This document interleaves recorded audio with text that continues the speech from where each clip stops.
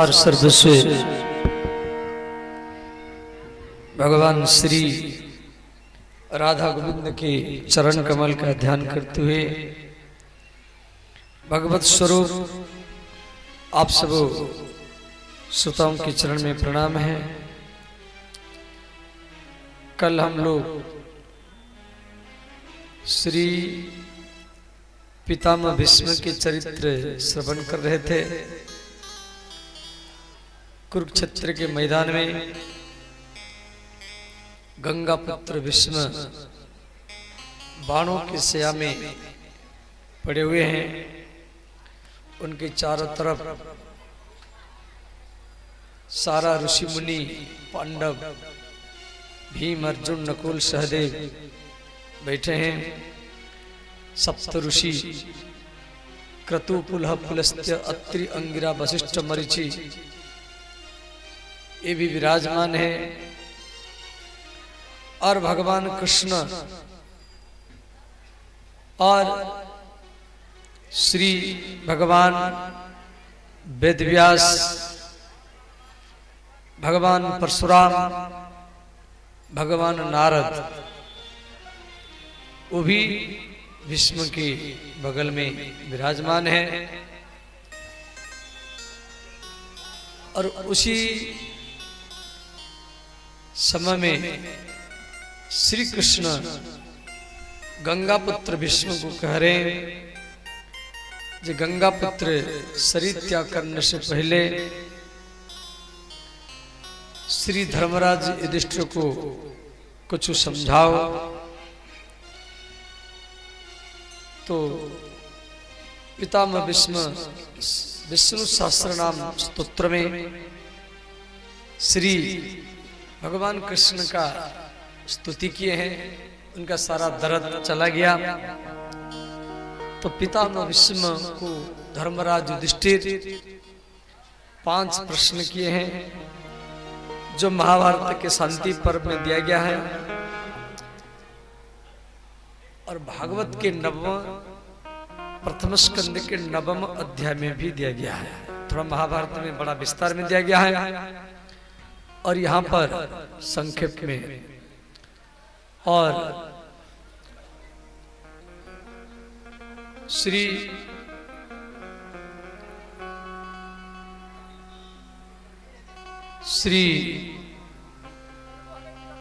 धर्मराज युधिष्ठिर प्रश्न किए,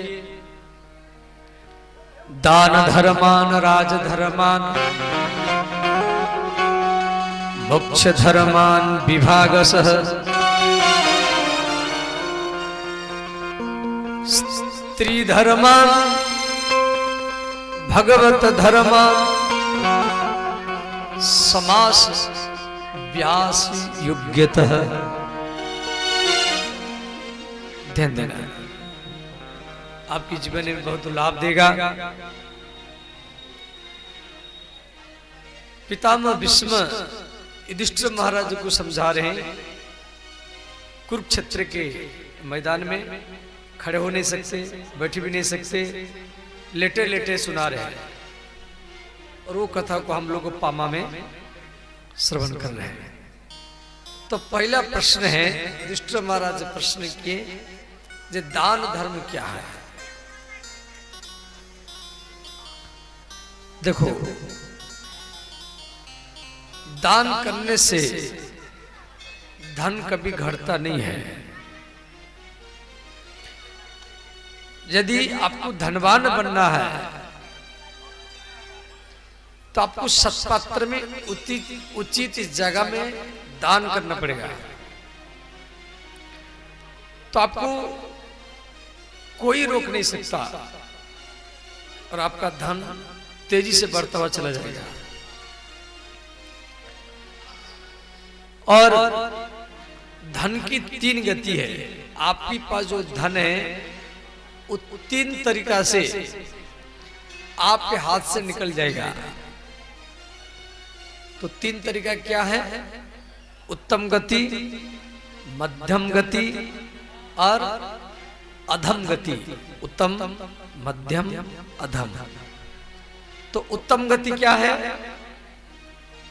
दान, कोई मंदिर, यज्ञ अनुष्ठान, सरस्वती पूजा, रामधुन, या कोई अनाथालय, कोई शिवालय, वहां हम दान करें।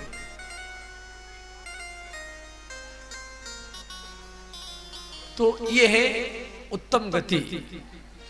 आज महाराज शिवी है, महाराज हरिश्चंद्र है, महाराज बलि है, श्री महाराज कर्ण है, ये दान के कारण इतिहास में अमर है। तो ये है उत्तम गति, जो आप दान में रुपया लगाया है वो आपको 1000 गुना मिल जाएगा। 10 रुपया दिया तो 10,000 लाखों रुपया मिल जाएगा। मध्यम गति क्या है? भोग। यदि दान में नहीं लगाएंगे तो भोग में लगाओ, घर बनाओ, जमीन खरीदी करो, बिजनेस करो, पनीर, मिठाई, रसगुल्ला लाकर खाओ, अच्छा अच्छा कपड़ा पहनो, कार खरीदी करो। ये है मध्यम गति। और तीसरा है अधम गति। अधम गति क्या है? तो दान में नहीं लगाएंगे, भोग में नहीं लगाएंगे, सिर्फ इकट्ठा करेंगे, संग्रह करेंगे।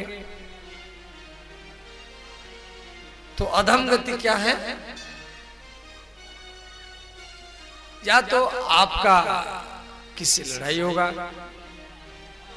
किससे लड़ाई हुआ तो वो धन लड़ाई में, केस मुकदमा में, वो वकील में, जज में ही चला जाएगा।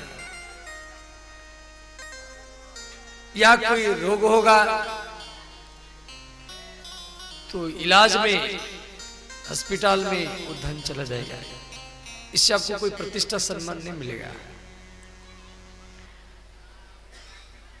या कोई चोर लूट करके ले जाएगा, या कोई हड़प लेगा। और जो अधम गति, नाश, ये करना नहीं पड़ता है, वो हो जाता है। भाई कोई भी, हर व्यक्ति का इच्छा भगवान पूर्ति करते हैं। जिस प्रकार कथा सुनने से, भागवत कथा सुनने से मन शुद्ध होता है, नहाने से शरीर शुद्ध होता है। भगवान की कथा सुनने से मन शुद्ध होता है, नहाने से शरीर शुद्ध होता है। उसी प्रकार दान करने से धन ही शुद्ध होता है। शुद्ध दान धर्मान राजधर्मान। दूसरा प्रश्न है जे राजधर्म क्या है? पितामह भीष्म को युधिष्ठिर महाराज जी प्रश्न किए, जे राजधर्म क्या है? पितामह भीष्म बोले, पुत्र, राजा जो होता है वो समाज का होता है, तभी वो राजनीति में बढ़ेगा। राजा की या कोई भी राजनीति करे, यदि उसके अंदर में ये सोच रहेगा मैं स्त्री का हूं, मैं पति का हूं, मैं बाल बच्चों का हूं, मैं परिवार वालों का हूं, तो वो राजनीति में बढ़ नहीं पाएगा। यदि उसके अंदर में ये सोच आ गया मैं स्त्री का नहीं हूं, मैं पति का नहीं हूं, मैं बाल बच्चों का नहीं हूं, मैं परिवार वालों का नहीं हूं, मैं गांव का हूं, समाज का हूं, देश का हूं, राष्ट्र का हूं, और वही व्यक्ति देश को राम राज्य ही बना सकता है। और ऐसा राजा राम है। पितामह भीष्म बोले युधिष्ठिर को, पुत्र, ऐसा राजा राम है जिसको मालूम है रावण को मारने के बाद में देवी सीता को अग्नि में परीक्षा करके लाए थे, और अग्निदेव सीता को जला भी नहीं पाए। परंतु अयोध्या के कुछ धोबी जाति के लोग सीता का निंदा किए अकीर्तितस्य गीयते लोके भूतस्य कस्यचित्। सीता की जब निंदा हुई तो राम जी को अच्छा नहीं लगा। भगवान राम लक्ष्मण को बुलाए और बोले, भैया देवी सीता को किसी जगह में छोड़ करके आओ। अयोध्या के लोग, कुछ लोग, सब ने सीता की निंदा कर रहे हैं। जो रावण उठा लिया था, ऐसे पकड़ा होगा, ऐसे पकड़ा होगा, फिर भी राजा, हमारी राजा ने स्वीकार किए। लक्ष्मण जी पहले तो मना किए, राम जी अंतिम में बोले, भैया लक्ष्मण ये तलवार लो, या तो मेरा मस्तक काट दो, या तो देवी सीता को मेरे से अलग कर दो। श्री लक्ष्मण देवी सीता के पास गए रथ लेकर के, बोले माता ये रथ में बैठो, हम कुछ ऋषि मुनियों के आश्रम घुमा करके आपको ले आएंगे। माता जान खुश हो गई। कथा तो बहुत लंबा है। तो लक्ष्मण जी माता सीता को घोर जंगल में ले गए, और ऐसा जंगल में लिए जहां हाथी है, बाघ है, सिंह है, अजगर, सर्प है। वो स्वामी तुलसीदास जी लवकुश कांड में लिखे,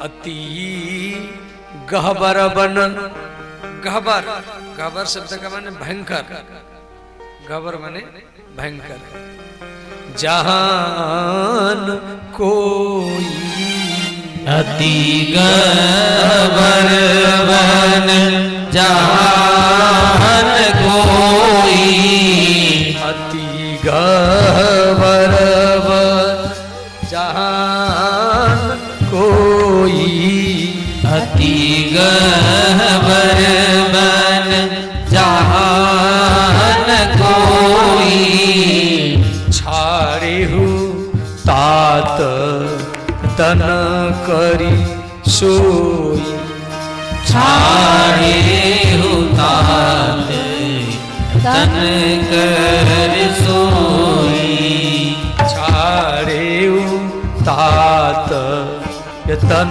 करी सोई, छाड़े हु तात तन कर सोई।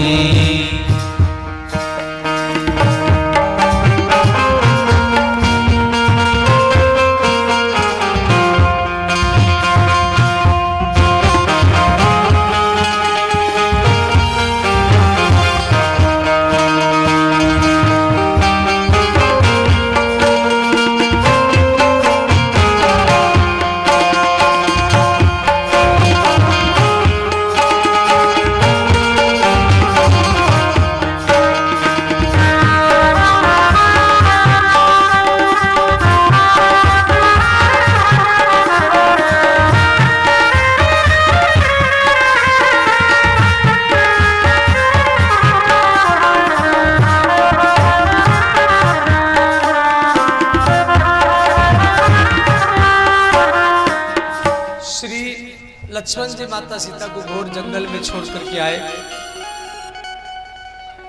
तो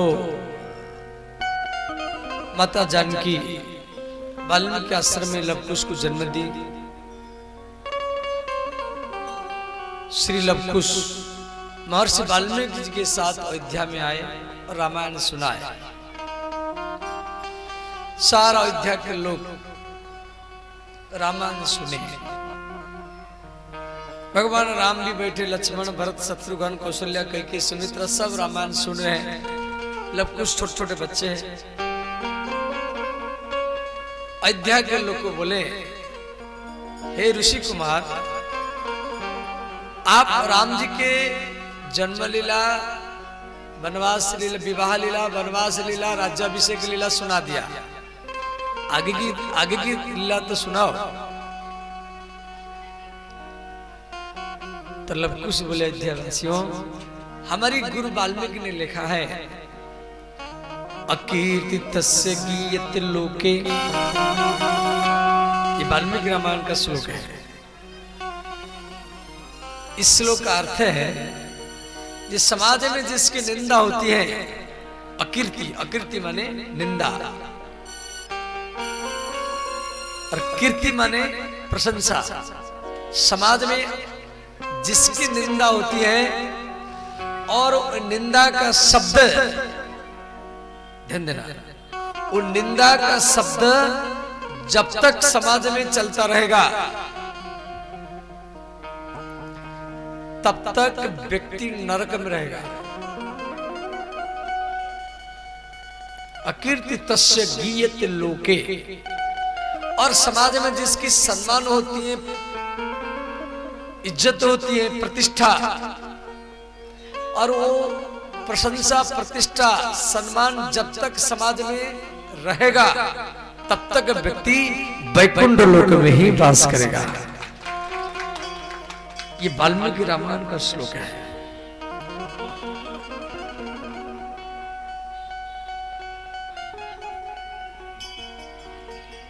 तो लवकुश बोले, अयोध्यावासियों,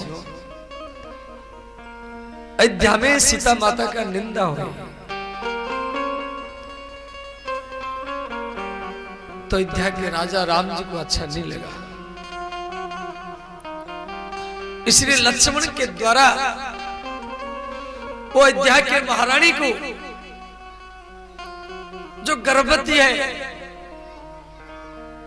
और उसको घोर जंगल में छोड़ दिए।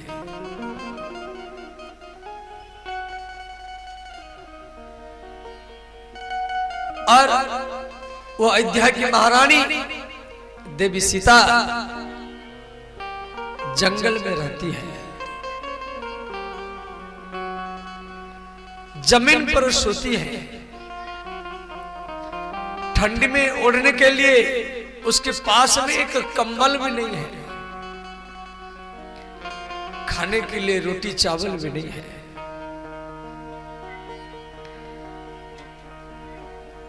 जहां अयोध्या के लोग राजमहल में सोते हैं और अयोध्या की महारानी घोर जंगल में मक्खी मच्छर बिच्छुओं के बीच में सोती है। रात्रि की प्रथम प्रहर में दीपक जलाने के लिए उसके पास में तेल भी नहीं है, लालटेन डिबिया जलाने के लिए मिट्टी तेल भी नहीं है। और वहां पर वो राम के पुत्र को जन्म देती है।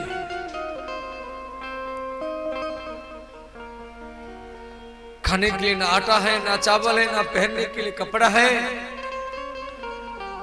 तो राम के पुत्र को पालन करने के लिए वह अयोध्या की महारानी देवी सीता घोर जंगल में जाकर के लकड़ी काटती है।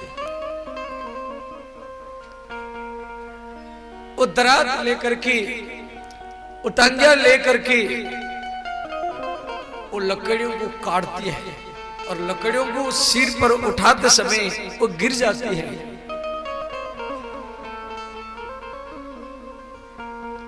और अतिशय कष्ट से उन लकड़ियों को लेकर के जंगली जाति, कोल भील, आदिवासी संताल के घर में जाकर के कहती है, बहन मेरे 2 बच्चे हैं, उनकी खाने के लिए चावल नहीं है, पहनने के लिए कपड़ा भी नहीं है, मैं तेरे लिए लकड़ी लाया हूं, मुझे थोड़ा सा चावल दे दे।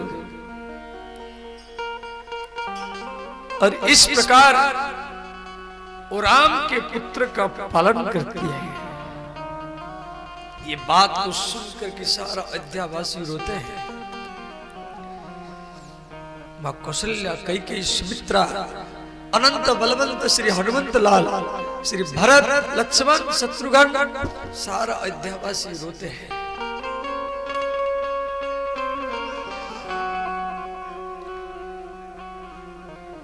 भगवान राम को सीता जी के इस प्रकार दशा का बात सुनकर के राम जी भी रोने लगे और रोते रोते महल में चले गए। सब अपना अपना घर चले गए कि अयोध्या में लवकुश राम कथा गायन कर रहे हैं। इधर श्री महर्षि वाल्मीकि जिस कमरा में सोए हुए हैं वहां पर लवकुश भी उनके अगल बगल में सोए हैं। राम जी को नींद नहीं आया। अर्धरात्र में राम जी जहां वाल्मीकि जी सोए थे उसी कमरा के जंगला के पास खिड़की के पास लवकुश कुछ देख रहे हैं।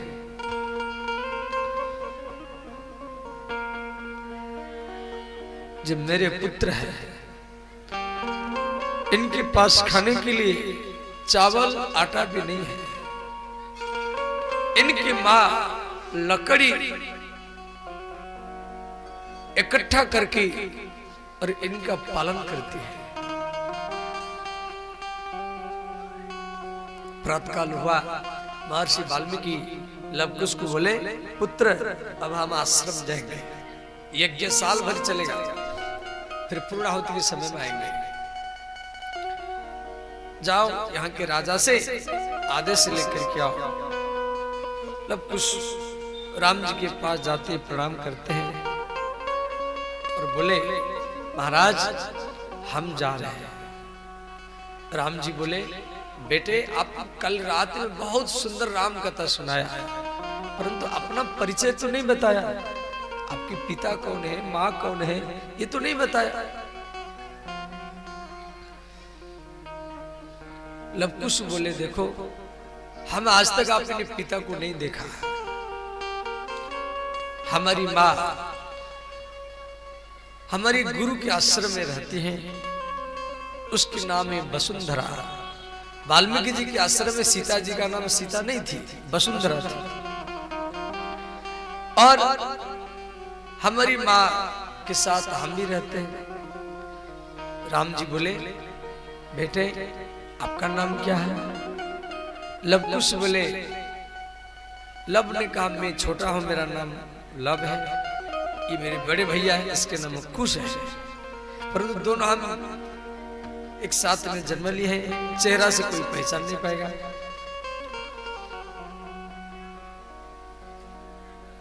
तो श्री लवकुश जा रहे हैं। राम जी का मन नहीं लगा, वो छत के ऊपर खड़े होकर के लवकुश को देख देख करके रोने लगे। तो मां कौशल्या जाकर के राम जी को प्रश्न किया, पुत्र राम अब छत के ऊपर क्यों रो रहे हैं? तो राम जी बोले, माता कल जो दोनों बालक रामायण सुना रहे थे आप इनको पहचान नहीं पाई। कौशल्या ने कहा, पुत्र राम यदि सीता होती तो ऐसा ही पुत्र जन्म देती। उनका चेहरा तेरे चेहरा से मिल रहा था। राम जी बोले, माता वो दोनों पुत्र मेरे ही थे, अब आप उनको रुका भी नहीं। कौशल्या ने कहा, पुत्र राम क्या सीता जीवित है? राम जी बोले, माता सीता जीवित है, वो महर्षि वाल्मीकि जी के आश्रम में रहती है, वही जमीन पर सोती है, झाड़ू लगाती है, लकड़ी को इकट्ठा करके मेरे पुत्र का पालन करती है। जब ये बात मां कौशल्या सुना तो कौशल्या ने कहा, पुत्र राम अब मैं रथ लेकर के जाऊंगी, सीता को सम्मान के साथ लाऊंगी और अयोध्या के राजगद्दी में महारानी के रूप में ही बैठाऊंगी। भगवान राम बोले, माता सीताराम जी के मिलन का समय अभी नहीं आया है। अब माता सीता लवकुश को तो भेजा अयोध्या में वाल्मीकि जी के साथ, परंतु मां सीता लवकुश को कभी नहीं बताई जे राम आपके पिता है। लवकुश को पूरा रामायण याद है, परंतु लवकुश को इस बात का जानकार नहीं है जो राम हमारी पिता है। और रामायण में जो सीता है वो हमारी माँ है, इस बात का उनको जानकार नहीं है। वो बच्चे थे, महर्षि वाल्मीकि इनको रामायण रटा दिए, बच्चों को जैसे रटा हो रट लिए। उनको इतना मालूम है हमारी माँ का नाम है वसुंधरा। तो माता जानकी लवकुश को क्यों नहीं बताई? ये इसलिए नहीं बताई, इस समय बताएगा, मैं नहीं बताऊंगा। मैं बता दूंगी तो इनके अंदर में इनके पिता के प्रति, अयोध्या के प्रति अभाव हो जाएगा। मुझे सद्भाव इन दोनों को मिलाना है। अब भगवान राम सीता को लक्ष्मण के द्वारा अलग क्यों किए? इसमें भी 3 कारण है। पहला कारण यह था, राम जी को भृगु जी का अभिशाप था, जो भागवत के 8वें स्कंद में प्रकरण दिया गया है। श्री भृगु के पत्नी ख्याति का मस्तक भगवान विष्णु काट देते, इसलिए भृगु जी विष्णु भगवान को अभिशाप देते, जब मुझे पत्नी की वियोग में रहना पड़ेगा और आपको भी रहना पड़ेगा। और दूसरा कारण, भगवान राम का इच्छा थी कि मेरा पुत्र मेरे से ज्यादा बलवान हो, संयमी हो, धनुर्धारी हो। ये कैसे संभव? यदि सीता मेरे पुत्रों को किसी ऋषि के आश्रम में जन्म दे, यदि अयोध्या में जन्म देगी, राजमहल में जन्म देगी, ये अयासी बनेंगे, भोगी बनेंगे, व्यसनी बनेंगे, और किसी ऋषि के संत के आश्रम में जन्म देगी तो धनुर्धारी बनेंगे और संयमी बनेंगे, अग्निहोत्री बनेंगे, और ये रघुवंश के कीर्ति को आगे बढ़ाते रहेंगे। ये दूसरा कारण। और तीसरा कारण मुख्य कारण है। तीसरा कारण ये था, राम जी समाज को ये बता रहे थे कि राजा पुत्र का नहीं होता है, वरना राम सालो अयोध्या वासियों को मालूम नहीं है, उनको सबको मालूम है वाल्मीकि जी के शिष्य है, परंतु राम जी तो अंतर्यामी, उनको तो मालूम है ये मेरे पुत्र हैं। तो राम जी इसीलिए नहीं रोके, जो राजा जो होता है वो पुत्र का नहीं होता है, राजा स्त्री का भी नहीं होता है, राजा परिवार वालों का भी नहीं होता है, राजा देश का है, समाज का है, राष्ट्र का है, और वही राजा देश को राम राज्य ही बना सकता है। कथा तो बहुत लंबा है। बाद में श्री माता सीता राम जी का मिलन हुआ, फिर माता सीता पृथ्वी में चली गई, फिर भी भगवान राम 10,000 वर्ष तक सीता के वियोग में पृथ्वी का पालन किए। तो ये बात को पितामह भीष्म युधिष्ठिर को बता रहे हैं, जो पुत्र राजा समाज का होता है। रघुकुल रीति सदा चली आई, रघुकुल रीति सदा चली आई, रघुकुल रीति सदा चली आई, रघुकुल रीति सदा चली आई, प्राण जाए पर वचन न जाए, प्राण जाए पर वचन न जाए, श्री राम जय राम जय जय राम, श्री राम जय राम जय जय राम। सब गाइए, दोनों हाथ उठाकर गाइए, हर हर महादेव।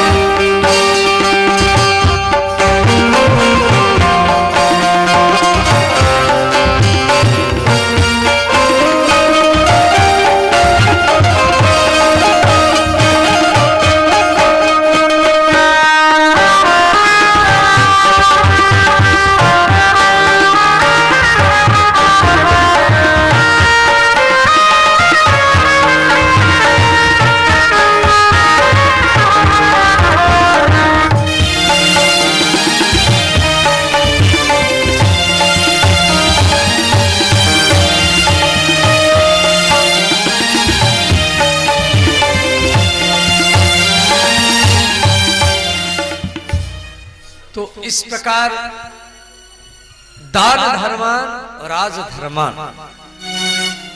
राजा सन्यासी होता है, राजा हर व्यक्ति नहीं बन सकता। जिसके अंदर में त्याग हो वही राजा बन सकता है।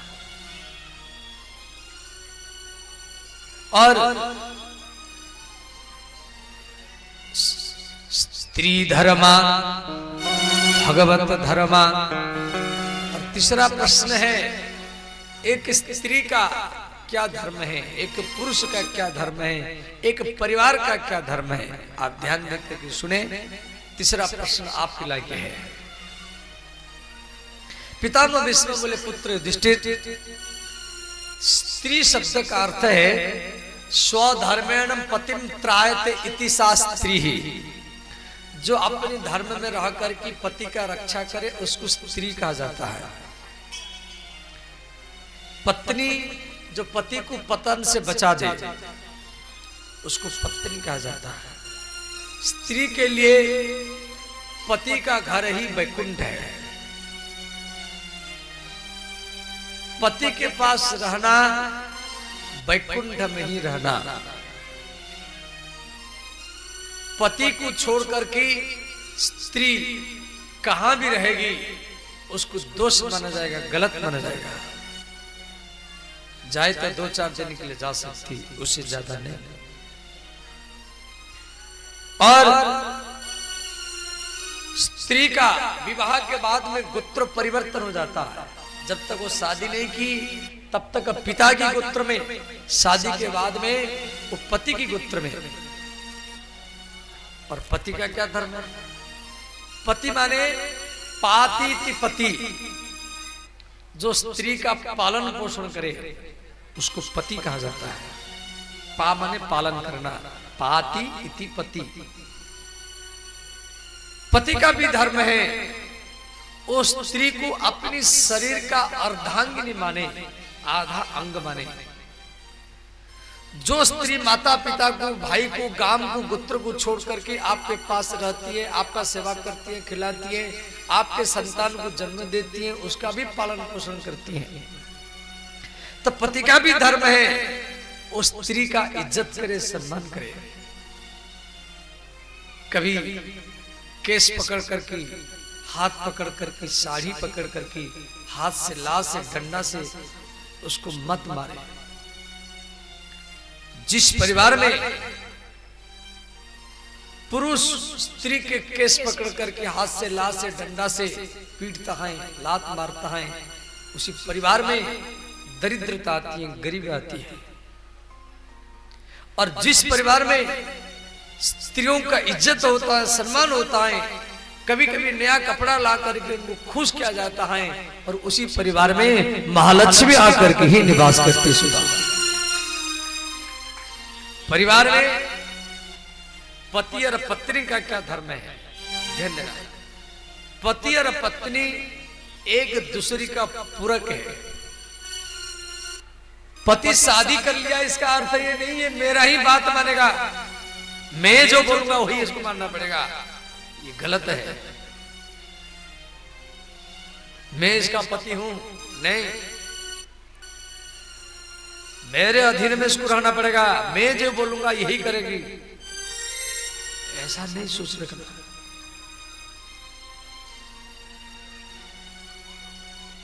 पति और पत्नी दोनों को विश्वास रखे। यदि दोनों के मन में संशय रहेगा, पुरुष स्त्री को या स्त्री पुरुषों को संशय करेगा, तो हर रोज लड़ाई झगड़ा होगा, डेली।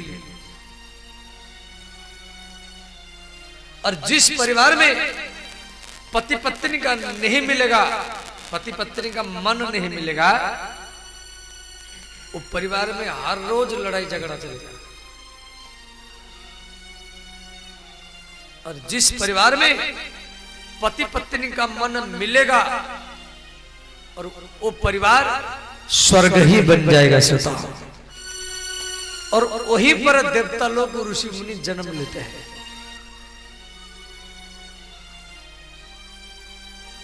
परिवार में 3 भाई है, ध्यान देना।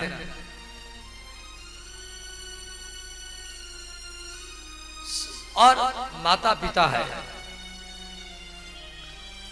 तीनों भाई के मन में ये सोच होना चाहिए कि हम सब एक है। परिवार को आप कैसे स्वर्ग बनाएंगे? भागवत धर्म कहती है जैसे कभी आप लड्डू लाए या केला लाए तो पहले अपने बच्चा को पहले मत दो, पहले भाई के बच्चों को दो, बहन के बच्चों को, उसके बाद में अपने बच्चों को दो। कभी कपड़ा लाते हैं तो अपनी स्त्री को पहले मत दो, पहले भाई के स्त्री को दो, बहन को दो, उसके बाद में अपनी स्त्री को दो। यदि पहले आप अपनी स्त्री को कपड़ा देंगे और बाद में भाभी को बहन को देंगे, कितना भी अच्छा कपड़ा दो वो मन में संशय करेगी। अच्छा कपड़ा अपनी पत्नी को दे दिया, जो रहेगा हमको लग दिया। परिवार में माता पिता है, सबको माता पिता की सेवा करना है। माता पिता बूढ़े हैं, साधारणतः ज्यादातर बूढ़े लोग को लैट्रिन बाथरूम में गिरते हैं। किवाड़ के पास में खड़े रहो। कभी वृद्ध माता पिता के पास में बैठना करो, कभी मोबाइल से भी बात करो। हरदम आप पत्नी से बात करेंगे, माता पिता से बात नहीं करेंगे तो मां रोएगी, पुत्र अब मेरा नहीं रहा। और याद रखना, आप अपनी पत्नी के हाथ से, आप अपनी पत्नी के हाथ से कितना भी भोजन पाओ, पेट तभी भरेगा जब आप मां के हाथ से ही भोजन करें। पत्नी रूठ जाएगी, आपको भूखा रहना पड़ेगा, परंतु मां कभी बच्चा को भूखा नहीं रखेगी।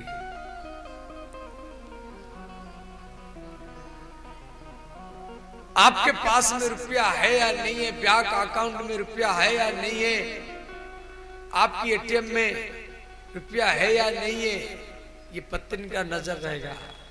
पत्नी आपके बैंक अकाउंट को देखेगी, एटीएम को देखेगी, जेब को देखेगी, इसमें रुपया है या नहीं है। और माँ आपके पेट को देखेगी, ये खाया है या नहीं खाया है।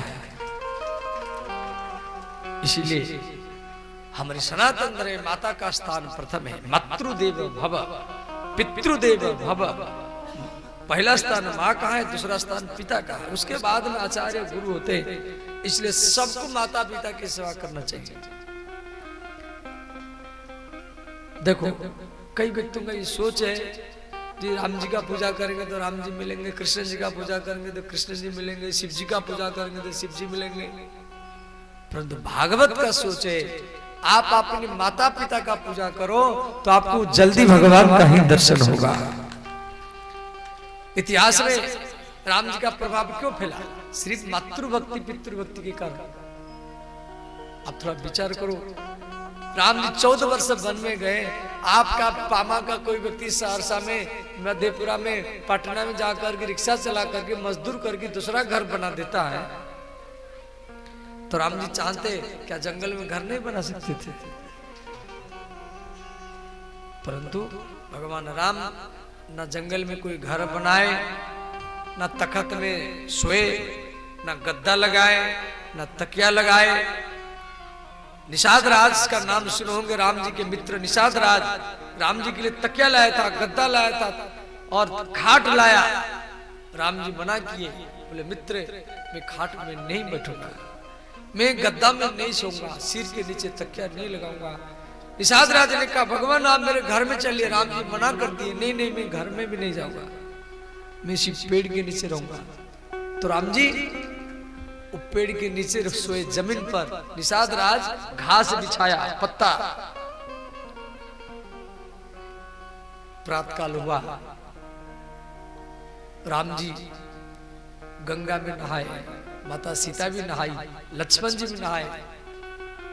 और नहाने के बाद में आप अपनी केस में सुगंध तेल लगाते हैं, शीशा में मुख देखते हैं, कंघी करते हैं, राम जी को शीशा नहीं मिला, कंघी नहीं मिला, तो राम जी निषाद राज को बोले मित्र थोड़ा सा बरगद पेड़ का दूध लाओ, बरगद पेड़ का दूध। निषाद राज ने क्या किया, बरगद पेड़ के पत्ता को तोड़ करके उसका दूध निकाला और एक कटोरी में राम जी को दिया। तो राम जी लक्ष्मण को बोले भैया लक्ष्मण, जंगल में 14 वर्ष रहना है, ये शीशा कंघी कहां से आएगा भैया, ये केस को जटा बना जाए। तो राम जी पहले लक्ष्मण के केस को जटा बनाए। गोस्वामी तुलसीदास जी रामचरितमानस में लिखे हैं,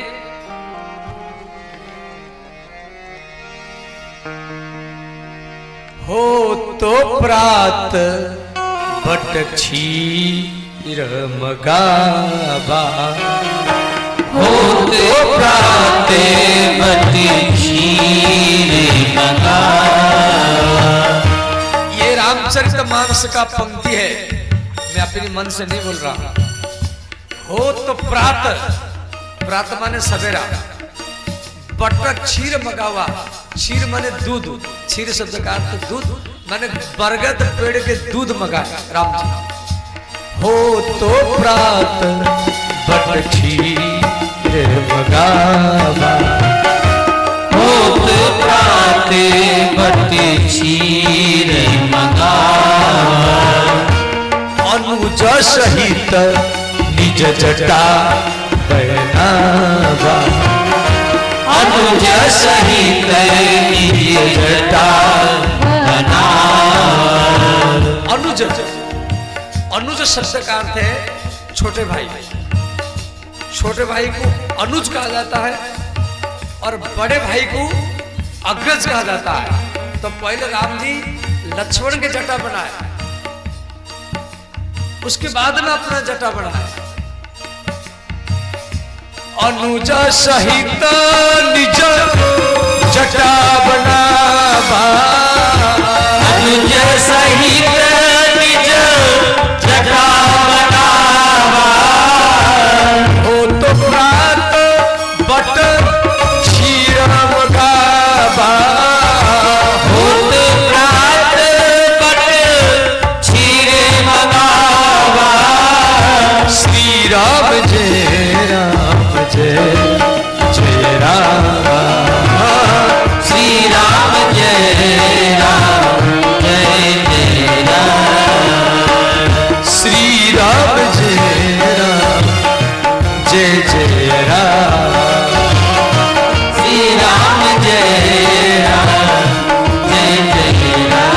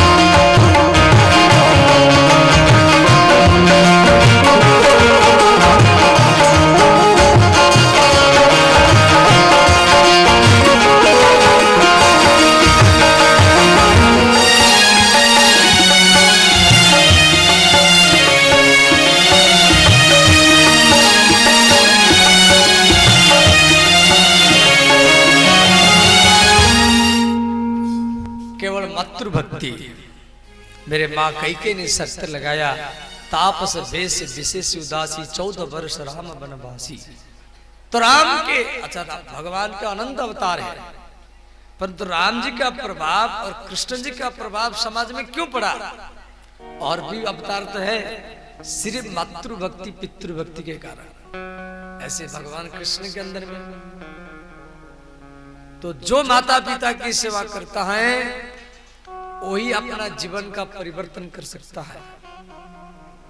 जो माता पिता की सेवा करता है वही अपना घर को भी परिवर्तन कर सकता है। जो माता पिता की सेवा करता है वही गांव को भी परिवर्तन कर सकता है। और जो माता पिता की सेवा करता है वो देश को परिवर्तन करके देश में नया इतिहास भी बना सकता है। इसलिए सबको मातृभक्ति पितृभक्ति करना है।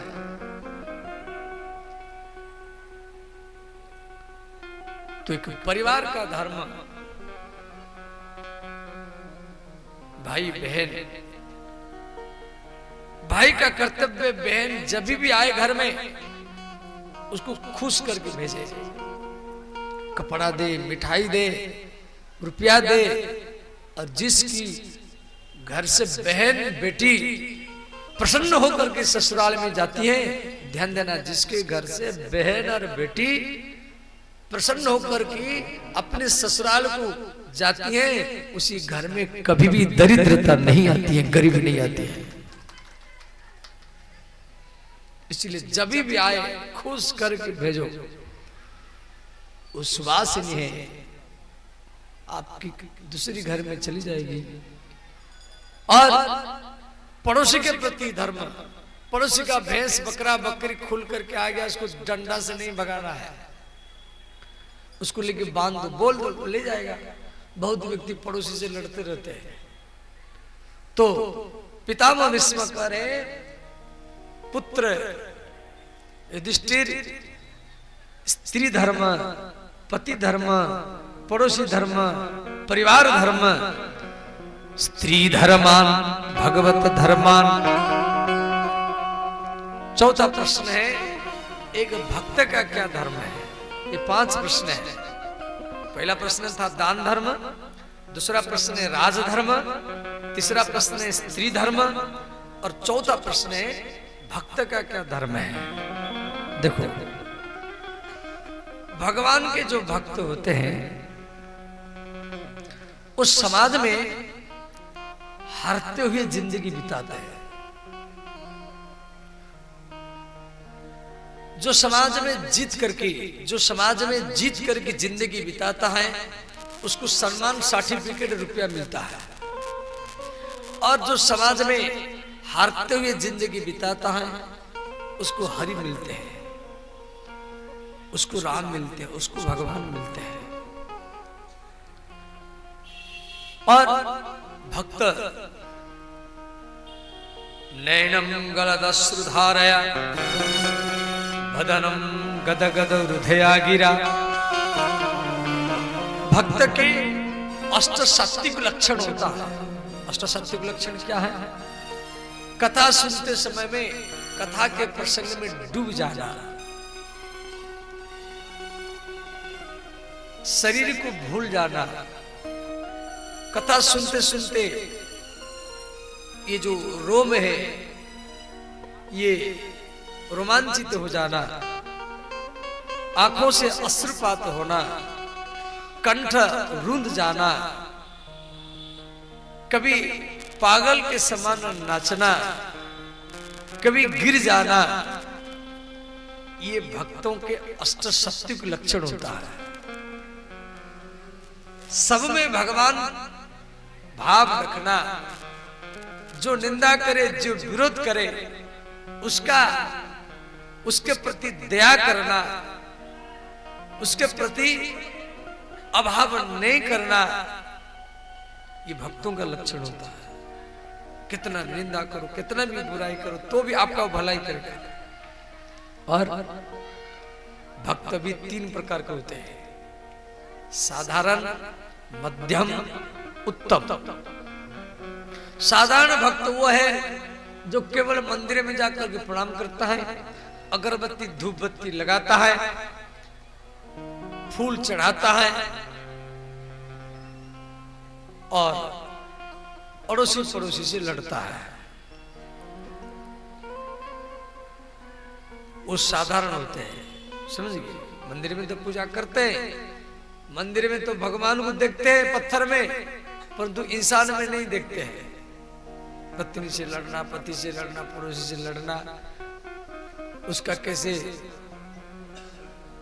काम बिगड़े जाकर के देवी मैया को मनाना, हे मैया उसका काम कैसे बिगड़े, इस टाइप के कुछ भक्त होते हैं। वो सब नीच क्वालिटी के हैं। मध्यम कौन होता है? मध्यम वो होता है जो मंदिर में और संत में दोनों में भगवत भाव रखे, वो मध्यम कोटि के भक्त होते हैं, मंदिर में और साधु संत में। और उत्तम कोटि का भक्त कौन है? जो सब में, पुरुष हो, स्त्री हो, प्रेमी हो, विरोधी हो, प्रशंसा करने वाला हो, निंदा करने वाला हो, जो सब में भगवान को देखता है, वो उत्तम कोटि का भक्त ही होता है। अब अपने मन को टटोलो, आप अपने मन को पकड़ो, जब साधारण में है या मध्यम में है या उत्तम में है। भक्तमाला में कथा है, भक्तमाला में श्री नामदेव जी रोटी बना रहे थे, एक कुत्ता रोटी लेकर के चला गया। तो ध्यान देना, नामदेव एक व्यक्ति का नाम है नामदेव, ये महाराष्ट्र के, वो रोटी बना रहे थे तो कुत्ता रोटी लेकर के चला गया। और आपके घर से कुत्ता रोटी लेकर के चला गया तो आप क्या करेंगे? डंडा लेकर के पीछे भागेंगे, डंडा लेके भागेंगे या हल्ला गुल्ला करेंगे, कुत्ता ले गया ले गया ले गया ले गया, दूर दूर करेंगे। परंतु नामदेव जी कुछ नहीं किए। नामदेव जी क्या कहते? कुत्ता तो रोटी लेकर के चला गया, ये पीछे से घी का कटोरी लेकर के जा रहे हैं और कुत्ता को कह रहे भैया रोको रोको, ये सूखी रोटी है, अच्छा नहीं लगेगा, मैं थोड़ा घी लगा दूंगा तो फिर रोटी खा लेना। और उसी कुत्ता से भगवान राम ही प्रकट हो गए। सुना, ध्यान देना, इसका अर्थ ये नहीं जो राम जी कुत्ता के रूप में गए थे, ऐसा नहीं। भक्त के अंदर में यदि भक्ति हो, जैसे प्रहलाद के अंदर में भक्ति था तो खम्बा से नरसिंह भगवान को प्रकट होना पड़ा। सत्यम विधातु निज भृत्य भाषितम, भागवत में श्लोक है। भक्त का बात को सच बनाने के लिए भगवान को कुत्ता से भी प्रकट होना पड़ा। भागवत के सप्तम स्कंद में श्लोक दिया गया है। प्रहलाद के बात को सच करने के लिए भगवान नरसिंह को खम्बा से प्रकट होना पड़ा। इसका अर्थ ये नहीं जब भगवान नरसिंह खम्बा के रूप में पहले ही खड़े थे। मैं कई बार भी मन में सोचता था, पहले जब मैं भागवत कथा करता था, मैं भी मन में सोचता था भाई वहां नरसिंह भगवान पहले से खम्बा के रूप में खड़े थे।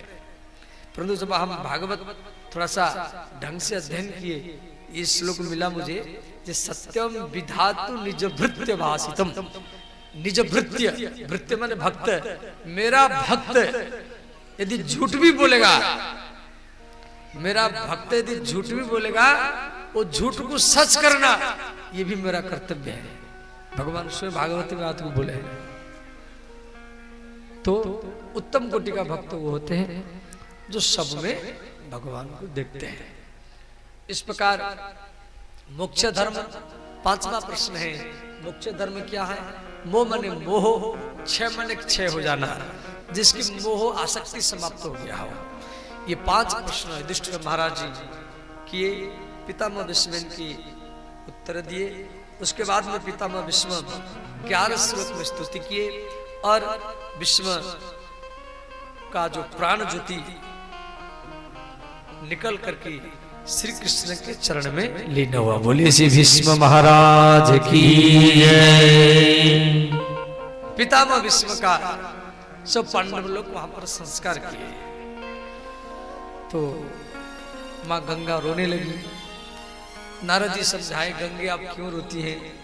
गंगा ने कहा कि नारद, मेरा पुत्र भीष्म का आज चिताग्नि जल रहा है, इस बात का मुझे दुख है। तो नारद जी बोले, गंगे आप एक रूप में नदी है, आप एक रूप में नदी है,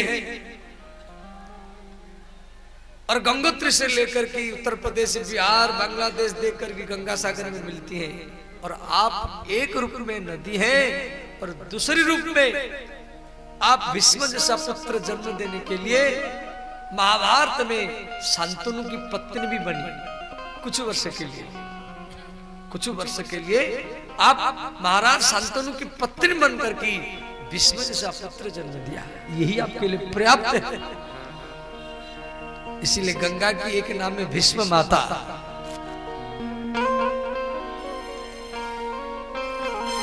जब जाएगा यहां से कुछ भी न साथ होगा, 2 गज कफन का टुकड़ा तेरा लिबास होगा। जब जाएगा यहाँ से कुछ भी न साथ होगा, 2 गज कफन का टुकड़ा तेरा लिबास होगा। ये सारा संपत्ति घर मकान यहीं पर रह जाएगा।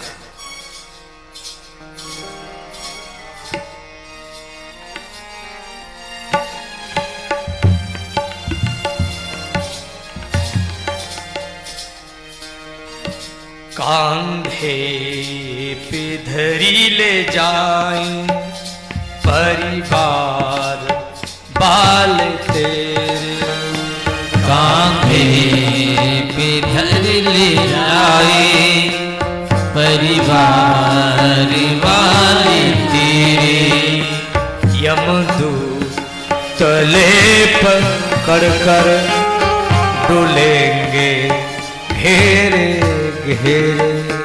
यमदूत ले पकड़ कर झोलेंगे घेरे घेरे, पिटेगा छाती अपनी, पिटेगा छाती अपनी, कुलबा उदास होगा, 2 गज कफन का टुकड़ा तेरा लिबास होगा। जब जाएगा यहाँ से कुछ भी न साथ होगा, 2 गज कफन का टुकड़ा तेरा लिबास होगा।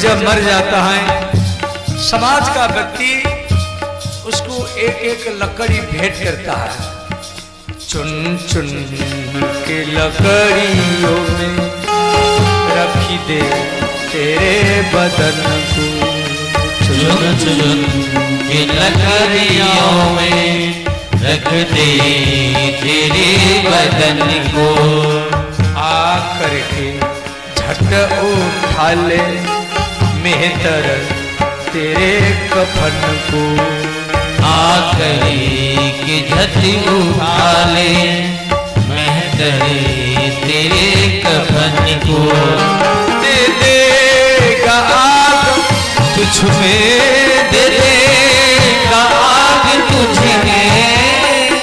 बेटा को पिता माता के शरीर में आग लगाते समय में बड़ा कष्ट होता है। दे देगा आग तुझ में, दे देगा आग तुझ में, बेटा जो खास होगा 2 गज कफन का टुकड़ा तेरा लिबास होगा। जब जाएगा यहाँ से कुछ भी न साथ होगा, 2 गज कफन का टुकड़ा मेरा निवास होगा।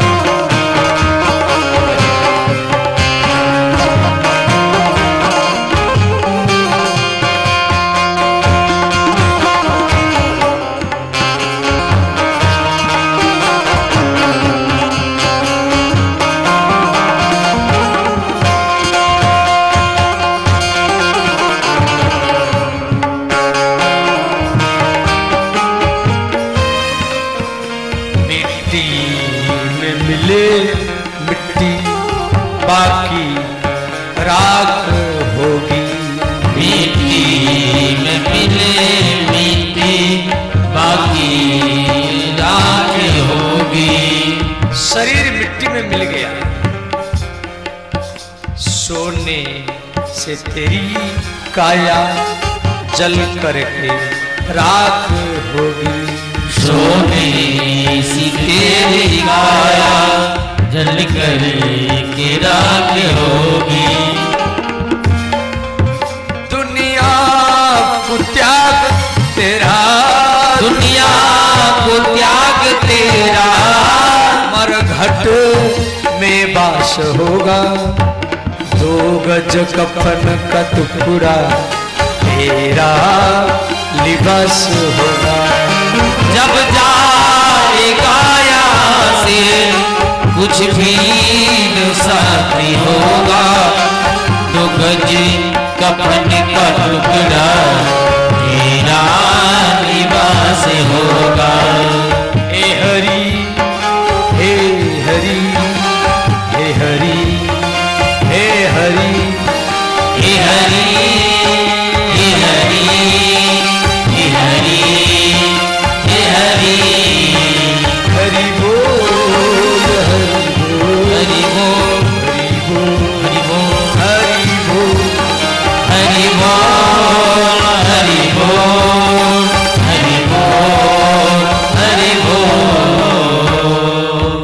इस प्रकार पितामह भीष्म की सदगति के बाद भगवान कृष्ण हस्तिनापुर से द्वारिकापुर चले गए।